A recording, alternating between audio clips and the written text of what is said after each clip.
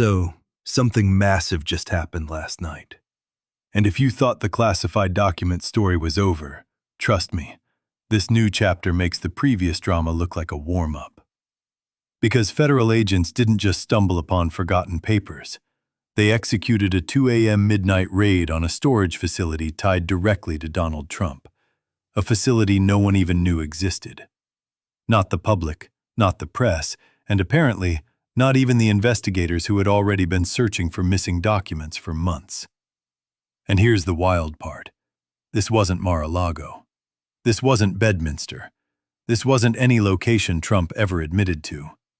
This was a completely undisclosed storage site in New Jersey, a place that Trump's own lawyers swore under oath contained nothing. And guess what? Agents walked out with boxes of exactly what Trump promised didn't exist. Let's back up for just a second, because the insanity of this moment deserves context. For years, Trump has insisted he returned everything. He's mocked investigators, dismissed the National Archives, called the DOJ corrupt, and claimed every search was a witch hunt. But investigators kept digging because something wasn't adding up. And now we know why. According to multiple sources, including CBS and Politico, a former Trump employee quietly flipped, becoming a cooperating witness.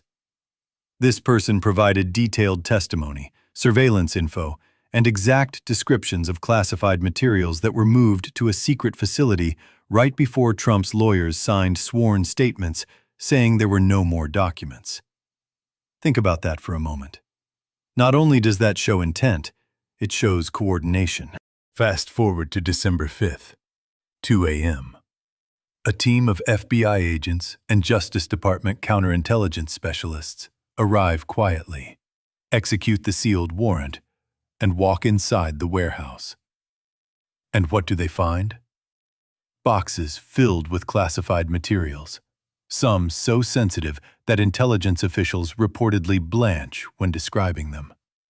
We're talking about documents related to intelligence sources and methods, the kind of information that, if exposed, could literally get people killed. This wasn't stored in a SCIF. This wasn't protected by cleared guards. No biometric locks. No federal oversight. These materials were sitting in a commercial storage unit, the same type anyone uses when they don't have enough room in their garage. And remember, these are documents that normally belong in reinforced, highly restricted government facilities. According to a former CIA officer, this represents one of the worst security breaches she's ever seen. Because hostile foreign intelligence services wouldn't need to hack a government building. They'd just need the access code to a storage locker. Now, let's talk about what this means legally. Because this is where things get extremely dangerous for Trump, and potentially for the lawyers who represented him. Lawyers signed declarations stating no additional documents existed. They said everything had been returned. But now prosecutors have evidence, surveillance, and a cooperating witness proving the opposite.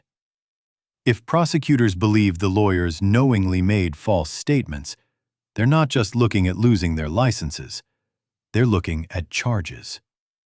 And this isn't even the first time Trump has been tied to allegations of obstruction. The Mueller report documented at least 10 potential acts of obstruction. During the Ukraine impeachment saga, the Trump administration refused to hand over documents or allow testimony. During the January 6th investigation, Trump tried to use executive privilege to block access to White House records. And in the original Mar-a-Lago case, employees were allegedly told to move boxes to avoid detection. Are you noticing the pattern? It's the same playbook every time. Deny, delay, hide, deflect. But this time, evidence speaks louder than tweets. Sources familiar with the search say investigators recovered documents exactly as described by the witness, in the exact location and with the exact classification levels he claimed. When that happens, prosecutors call it dream evidence. And that's not hyperbole. That's straight from former federal prosecutors who have been on TV all morning describing this case as overwhelming. Now, let's talk politics. Because like it or not, every legal development reshapes the political landscape. Republicans are suddenly very quiet. Some are refusing to comment. Others are reportedly panicking behind the scenes because this story is impossible to spin as overreach. This isn't a paperwork issue.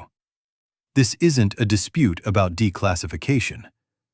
This is a secret stash of the nation's most sensitive materials hidden in a facility the DOJ didn't even know to check until a witness came forward.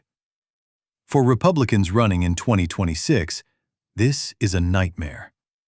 Do they defend Trump and risk being tied to national security failures? Or do they distance themselves and risk angering the base? Neither choice is survivable in a general election. Now, let's look ahead. Because if the early reporting is accurate, more subpoenas and more searches are possible. When one witness flips, more usually follow. Every new witness adds pressure. Every seized document adds evidence. And prosecutors have already shown they're not afraid to execute aggressive, midnight operations when they believe evidence may be moved. So, what does this all mean? It means Trump now faces the most serious legal jeopardy of his career. Not just for mishandling documents, but for potentially orchestrating a deliberate scheme to hide evidence from federal investigators. If proven, that's obstruction. That's false statements. That's concealment. These are felonies that carry real prison time. But more importantly, this moment tests something much bigger than Donald Trump. It tests whether the United States truly has equal justice under the law. Because if someone with enough power, enough money, and enough influence can hide documents, instruct lawyers to certify false statements, and still walk away untouched, then what message does that send? That accountability only exists for people without connections? That the rule of law bends depending on who you are? This case isn't just about national security. It's about the future of democratic accountability.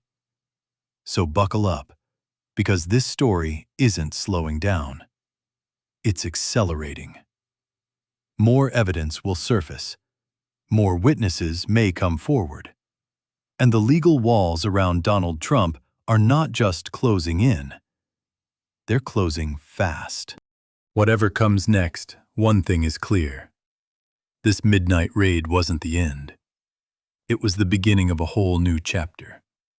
One that could reshape American politics, national security, and the meaning of justice in ways we've never seen before.